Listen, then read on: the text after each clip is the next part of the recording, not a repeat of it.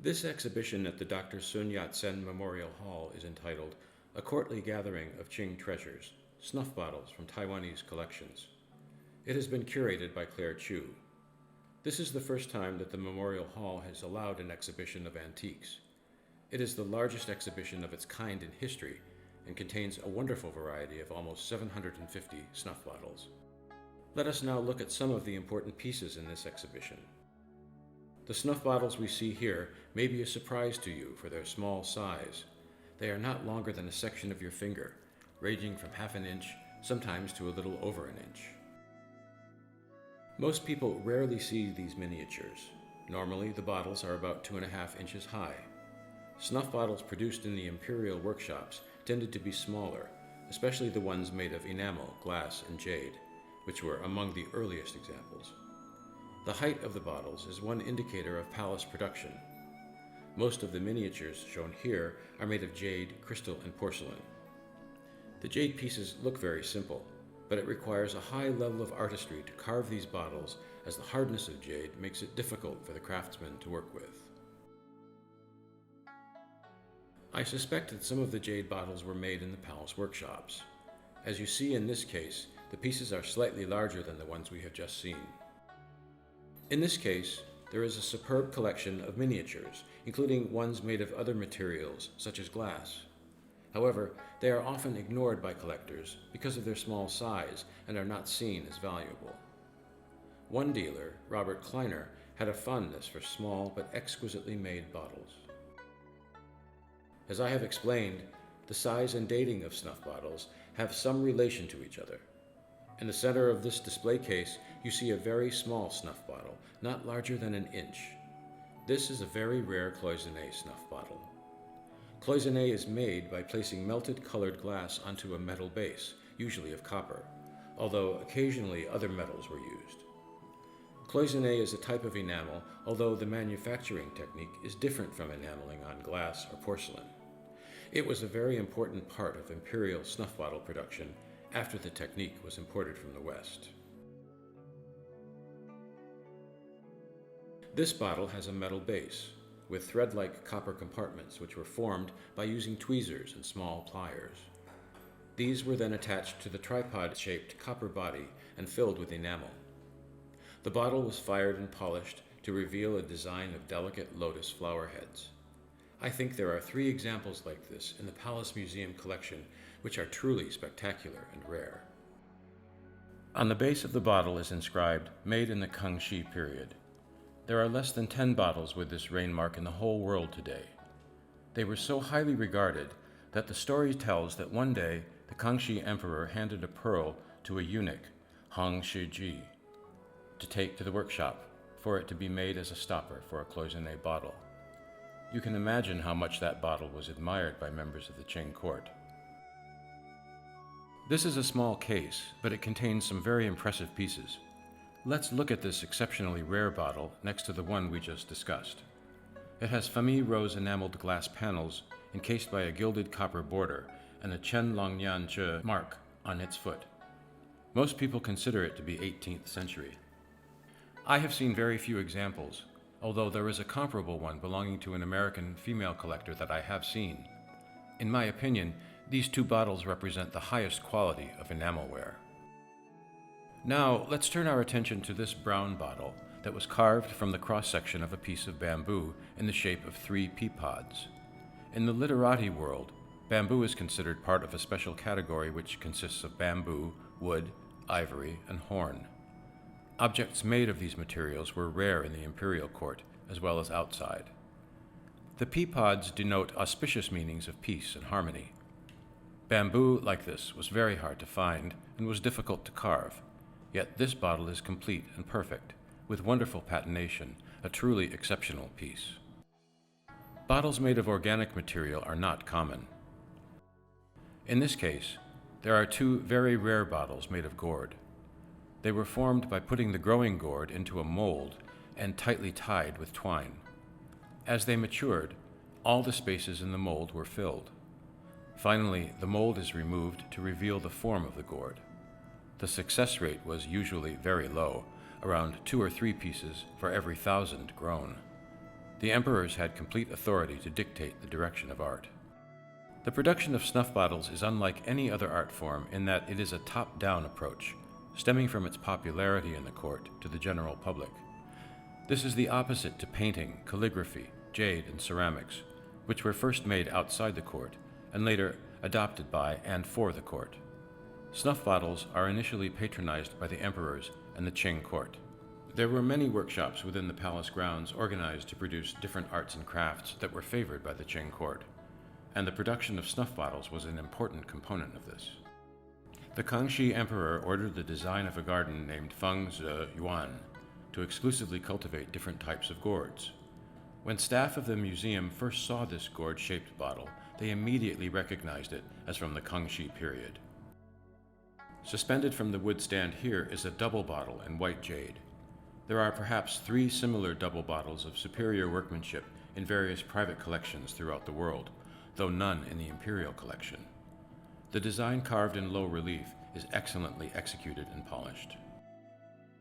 Jade has always been favored by the Chinese. Records show that large amounts of jade were smuggled to Suzhou and Yangzhou to be made into a vast array of objects for the common people. During the Qianlong period, 64 decrees were issued by the court, and officials were sent to those cities to put a stop to the smuggling of jade from Hetian and Xinjiang. The period of snuff bottle manufacture was also a period of innovation, and so we see that snuff bottles were fashioned in interesting and sometimes unusual shapes.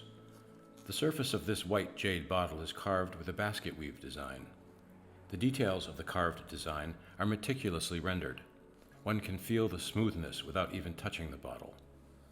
The basket weave design in jade existed as far back as the Tang Dynasty.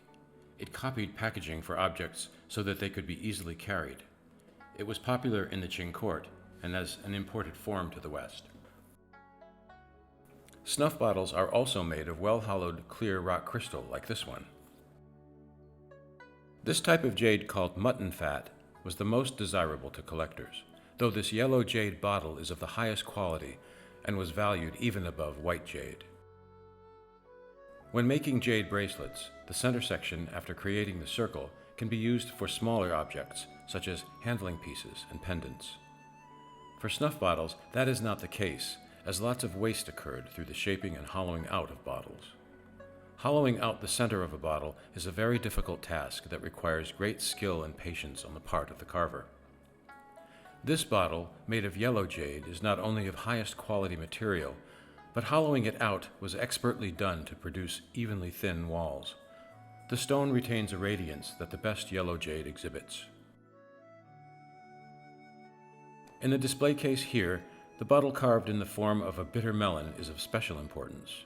I have no doubt that it was made in the imperial workshops of the Qing court. Interestingly, the word bitter was offensive to the emperor, so in order to please him, it was given the name Jin Li Zi, which translates as brocaded lychee nut. It's the very best example of its kind I've ever seen. The stone is flawless and the color is pure. I wish I could meet with the collector to find out more about it. While we're looking at jade, I'd like to show you this case. As I have mentioned, imperial jade bottles are usually small, but this one is about the size of my palm. It is carved in the shape of a peach, with 3 characters on it, along with a Buddha's hand, also known as a finger citron, and a bat. These 2 have the auspicious symbolism of good fortune and the wish for many offspring. In the palace collection, there's one of similar quality, size, and workmanship, which is housed in its own special box. In this case, there are 2 or 3 other bottles which are also decorated with melons and other fruits with auspicious symbolism. Featured in this case are bottles fashioned from jadeite. The square bottle of translucent green is especially vivid and has an evenness in color that resembles an emerald. The age of jadeite is difficult to determine. Its use for carvings and jewelry in China didn't begin until the late 18th century in the palace. In the late 19th century, Cixi, the Empress Dowager, made it fashionable in the imperial court. This elegant, slender snuff bottle is shaped like a wine vessel and is known as a Mei Ping form. Snuff bottles in Chinese are called hu, as in bi yan hu, to encompass a variety of shapes, height, and width. including vase form bottles. However, the original shape used to store snuff and medicine in bottles was this Mei Ping form. It was the Yongcheng emperor who decided to call all snuff bottles Hu. An early example of this shape is the set of 4 small jade bottles in the Palace Museum collection, depicting on them 4 mythical animals: a chimera, a dragon, a phoenix, and a tortoise. They are small and slender, as would be expected. From the 19th century onwards, bottles became larger in size to fit comfortably in the palm of one's hand. This was an order laid down by the emperor. Here is a very rare small slender bottle of yellow jade decorated with Buddhist symbols. Often this symbolism signified that a special value and importance was placed on the object. Snuff bottles come in all kinds of forms, shapes, and sizes. In the front of this case is a bear-shaped bottle made of amber. Along with the dragon, the bear is another masculine symbol of power and strength. The pronunciation of bear, xiang, has the same meaning as male and symbolizes the wish for male offspring. Animal forms are very special and always admired and loved by all.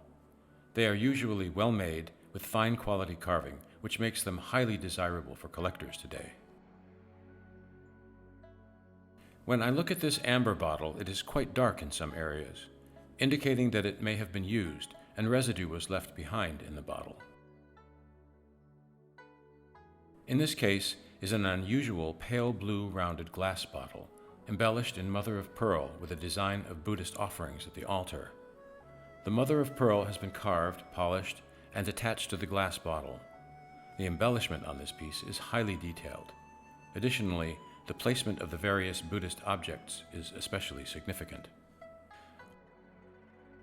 One bottle well worth closer examination is this pink and white glass bottle, molded and carved in the form of a cabbage. I believe it belongs to the overlay glass category. It is molded with layers of different colored glass. The fine details in this design are then carved with unnecessary areas of glass removed to make the bottle look as lifelike as possible. The Kangxi Emperor is known as the grandfather of snuff bottles. He established the imperial workshops in the palace grounds. In the 35th year of his reign, the glass factory was created, and it first exclusively produced snuff bottles. There are a variety of techniques employed to create different effects of overlay glass.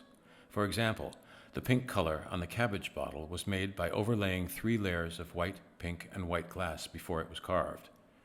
It is a type of what is known as sandwich glass. I am also fascinated by the type of glass made by blowing stripes of colored glass onto the ground of the glass bottle to create the swirling design. The level of control required of the glass blowers and craftsmen is extraordinary. Okay, follow me over here. When I look around, the amount of snuff bottles in this exhibition is almost overwhelming. There are so many kinds. Let's look at this case of primarily glass bottles. Pay special attention to the one in the middle. It is shaped in the Mei Ping form, the slender bottle shape that I discussed earlier. This bottle has 8 objects depicted, 3 on each main side, plus another 2. At first glance, I thought it was the subject of fish and lotus, which decorate the front and back panels. But upon closer examination, I think it's the 8 treasures of Buddhism. You can see the parasol and some of the other symbols on this side. It is very rare. I wish I owned it, but I'm happy to see it here. If I remember correctly, it does not have a rain mark. Coincidentally, I spotted a similar bottle displayed in a case in the corner that has a Chen Long Nianzhe mark, which leads me to believe that this too is an imperial piece. In addition to the 8 treasures of Buddhism, there is a rope twist design on the side. These rope designs often appear on imperial jade bottles. To my knowledge, there are only about 5 examples of such high quality in the world. This display case houses inside painted bottles. Look at this one with the portrait of an elegant lady whose name was Lin Yuyin. The bottle was painted by the famous master Wang Shisan in his distinctive style. In 1994, Lin Zhanting, the son of Mrs. Lin and a renowned collector of Chinese art, went to China to ask Wang Shisan to paint a portrait of his mother inside this rock crystal bottle. Mrs. Lin had passed away in 1992, and Lin Zhanting wanted to find a special way to honor the mother he loved so dearly. She'd had an unfulfilled wish to travel around the world. Whenever Lin Zhengting traveled, he carried the bottle in his pocket and felt that his mother was traveling with him. When he arrived at the museums, he would take out the bottle and speak to it, saying, for example, "Mother, we are now at the British Museum." What a heartwarming story. Portrait painting inside bottles started with Ma Xiaoshuan. Modern-day artists have continued that tradition. Before that, most inside painted bottles followed the traditional subject matter of landscape paintings. Painting a full landscape within such a tiny bottle is really an unbelievable feat. You may wonder what the snuff bottle was used for. The main purpose was to store and partake of snuff. Snuff was originally imported from Europe via the maritime trade routes until it became very fashionable, and tobacco was grown both in China and Japan. Back in 1472, when the Americas were first discovered, explorers found that the native population not only smoked tobacco, but also snuffed a powder. It was brought back to Europe by these travelers. Snuff very quickly became popular within the royal courts there. Snuff was stored in elaborate boxes that were also given as tributes to the Qing court. Once the Kangxi emperor started to take snuff, the habit spread throughout the court and ultimately throughout China. The two big boxes of snuff are from a tobacco company in Baden-Baden in Germany. It was one of the biggest tobacco companies of the time, established in the 11th year of the Yangcheng reign, and is still in production. The factory was very modest, using traditional tools and methods to make snuff. The small box of snuff is called Da Qinghua, or Big Gold Flower, and was very popular in the late Qing and early Republic periods. Snuff is made of ground-up tobacco leaves with herbs added, and it is inhaled up the nose, causing the person to sneeze. It therefore cleared the nasal passages, and was supposed to have the effect of bringing clarity to the head. Early snuff takers believed that snuff had medicinal properties, and didn't know that the nicotine in the snuff was, of course, addictive. The best snuff was, and is, very expensive. The price of snuff was equal to its weight in gold. I used to use it, but I am priced out these days. Perhaps I can negotiate with the curator to let me have a little that's left in these bottles. The next case displays bottles made of glass and agates of very diverse styles. Noteworthy is this one of green glass with overlaid calligraphy and running script. It is an incredible feat to have produced this so successfully. The green jade bottle here is of exceptional quality and workmanship, and can be compared to the one we saw earlier. The small white jade bottle in the shape of a frog is also excellent in terms of quality of the jade and the depiction of the frog. It really is a very good piece. There are a few bottles modeled after animals which are always desirable among snuff bottle collectors.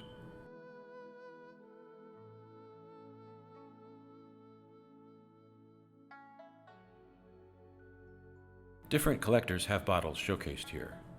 This pair of bottles originally belonged to the Tianjin Artifact Company.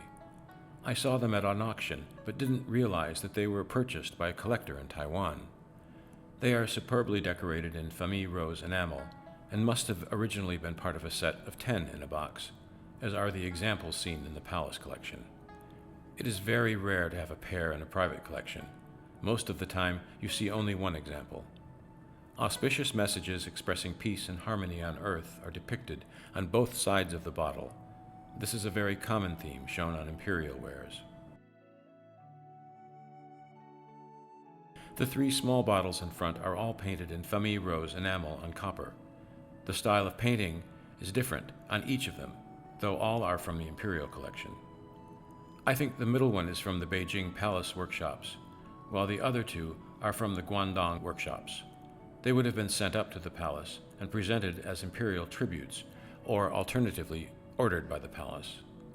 The middle one depicts a mother and child, and is a hybrid of Chinese and Western influence taken from Western paintings, which were presented to the emperors by the Jesuit missionaries. These were not so subtle attempts at proselytizing.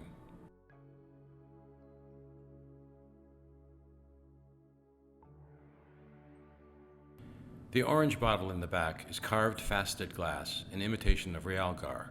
Its color and form are both highly unusual. I've only encountered this one. It is also unusual for its larger size and wide mouth opening than is normally seen on a snuff bottle. The facets on the surface are cleanly and regularly carved, representing the highest quality produced in the palace workshop. Upon closer observation, indeed, there is a wheel-cut Qianlong rain mark on the foot. I feel very privileged to have seen this rare piece.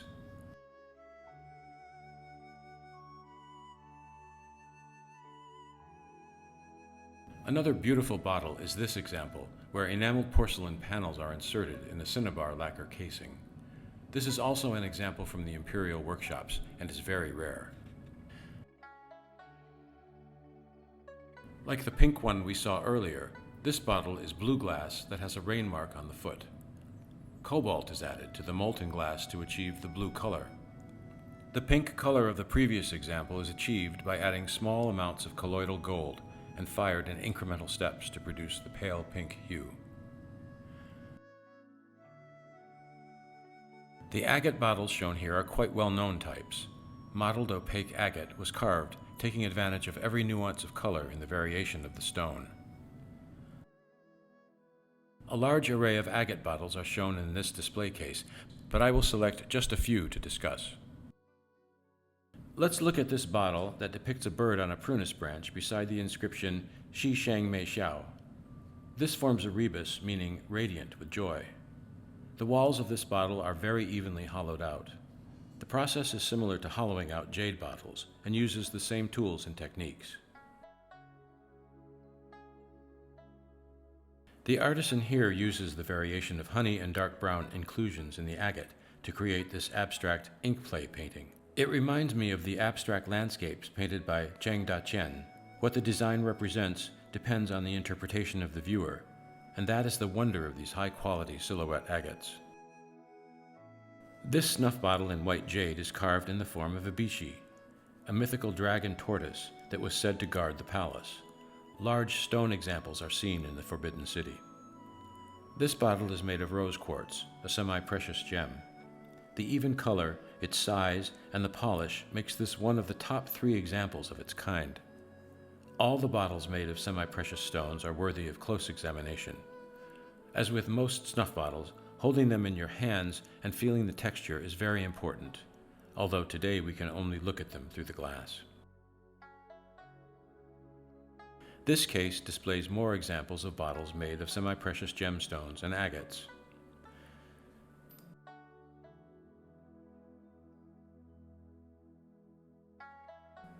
This one is unusually large and was likely made after the Jiaqing and Daguang periods. As I mentioned earlier, size can be one factor used to date snuff bottles. In general, early bottles were small in size and gradually became bigger as time went on. This porcelain bottle is unique in the sense it has a Western clock face on it. The Qianlong Emperor was fascinated by imported crafts, especially watches and clocks from the West. Whilst it may be thought that this would be an imported bottle, in fact, examination of this whole group of bottles show that the enamelers often wrote one of the numerals incorrectly, indicating that they were copying from an unfamiliar Western clock face. This bottle is noteworthy for the Yongcheng rain mark on the foot. It is enameled in copper. I was so excited when I first saw the Yongcheng mark. They are usually of exceptional quality and rare. It deserves future study. This is a small octagonal bottle similar to the one we saw before. The small size denotes its early date.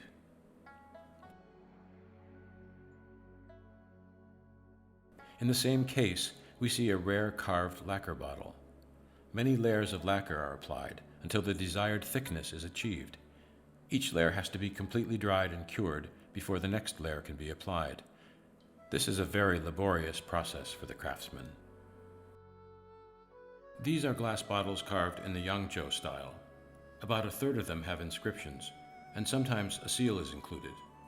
They are almost always overlay carved glass, though there are a few that are carved using monochrome colors. This one is exceptional because it is multi-layered in pink, green, and ochre on white, depicting fishermen on a river in a mountainous landscape. Fishermen on boats on the river is a popular subject in literati paintings to emphasize the communion with nature, devoid of the stresses of city life. It is one of the four noble professions, the other three being the woodcutter, the farmer, and the scholar. Now let's turn to this phenomenal black and white jade bottle carved with figures in a mountainous landscape with pavilions. It is an example from the Suzhou school of carving. It is thought that these black and white jade bottles all came from one single boulder. They exemplify the highest level of carving of any jade pieces, including within the Suzhou school itself. Next, let's look at this small famille rose enamel on glass bottle, with a pearl on the stopper. It has the subject matter of bird and flower painting on the body, and a blue enameled Shenlong grain mark on the foot. It is an extraordinary example of its kind, and would have been made in very small numbers. At first glance, the Meiping form enamel on white glass bottle with its classic design may easily be mistaken for an 18th century bottle produced in the enameling workshops of the Forbidden City. Although part of the inside painting studio known as the Apricot Grove Studio, the maker Ye Benshi is perhaps best known for his enameling skills. This enamel on white glass bottle shows Ye Benshi at his best. With its delicate shading and fine painting, this bottle is comparable to an 18th century imperial enamel on glass bottle. Ye Benshi's best work was done between 1933 and 1943, and this bottle would fit within that date. It's interesting to look at the development of the culture of snuff bottles, how snuff was imported to China, took root in the Qing court, and expanded to become a new refined art form taken up in China by the elite. Snuff bottles were collected from the beginning of their use, and subsequently collected by enthusiasts the world over. The International Chinese Snuff Bottle Society was formed as a result of Western collectors coming together to share their passion. In 1978, then again in 1990 and 1996, when the International Chinese Snuff Bottle Society held its conventions in Asia, the interest in snuff bottles inspired scholars, collectors, curators in Taiwan, China, and the world over to pay attention to snuff bottles as an art form. This exhibition is the largest and most comprehensive ever to have taken place. Along with the exhibition at the Palace Museum, it's an opportunity of a lifetime that should not be missed. Thank you for visiting this exhibition with me today. This tour was conducted by Simon Tai, a member of the Chinese Culture and Fine Arts Association in Taiwan. The English narration was executed by C.W. Emerson, copy editor of the Journal of the International Chinese Snuff Bottle Society.